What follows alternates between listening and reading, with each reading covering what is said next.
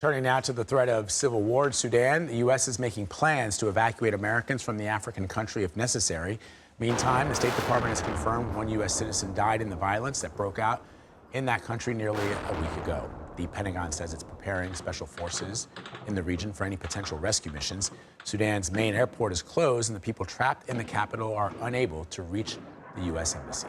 Let's bring in Vedant Patel. He is the Deputy Principal Press Secretary for the U.S. State Department. Mr. Patel, thanks for joining us. What kind of a timeline are you looking at right now for the evacuations of American citizens?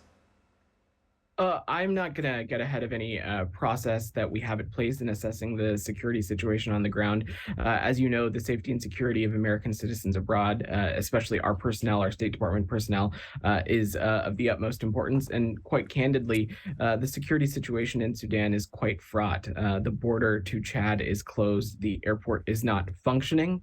And therefore, we are looking at this from all angles and making all contingency plans to ensure that we can get our State Department and diplomatic personnel out safely. And what are you saying to Americans that are there? Are you in contact with them? What's the message to them?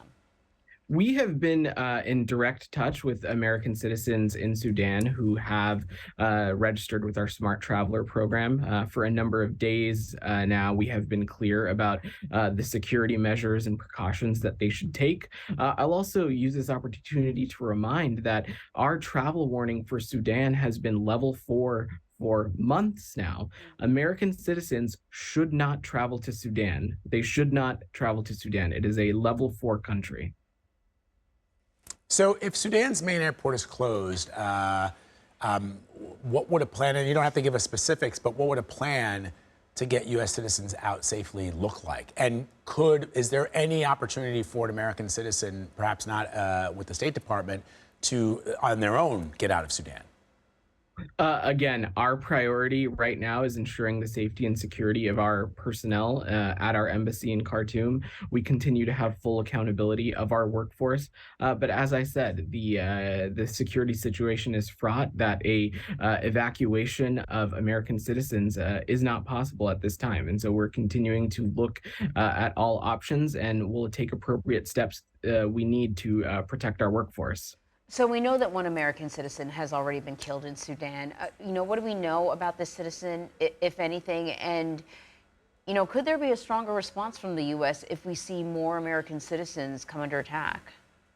So I certainly don't want to go down a rabbit hole of hypotheticals, but I unfortunately can confirm that an American citizen did pass. We've been in touch with this individual's family and are offering whatever services we can, but due to privacy considerations, there's a real limit to what else I can get into. Are there any plans for any refugees from Sudan to come to the United States? Well, we have a very robust refugee processing system broadly, but I have no new policy to announce as it relates to any forthcoming announcement for Sudan. There are reports now that Russia's paramilitary Wagner Group is offering heavy weapons to Sudan's Rapid Support Force. Moscow is denying these claims. Is the U.S. concerned about the role that the Wagner Group could play in this conflict?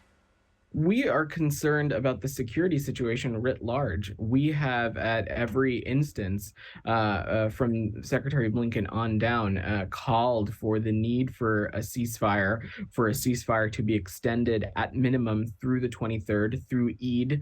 You saw the secretary do that quite directly yesterday in his engagements with these two generals. He had the opportunity to speak to both of them. So we are concerned about the security situation writ large, and we are doing everything we can to ensure that a ceasefire can happen and be extended. But also, most importantly, we're looking at this from all angles to ensure that we can offer the safety and security to our State Department personnel and ensure their safety as well. Vedant Patel, thank you very much. Thanks for having me.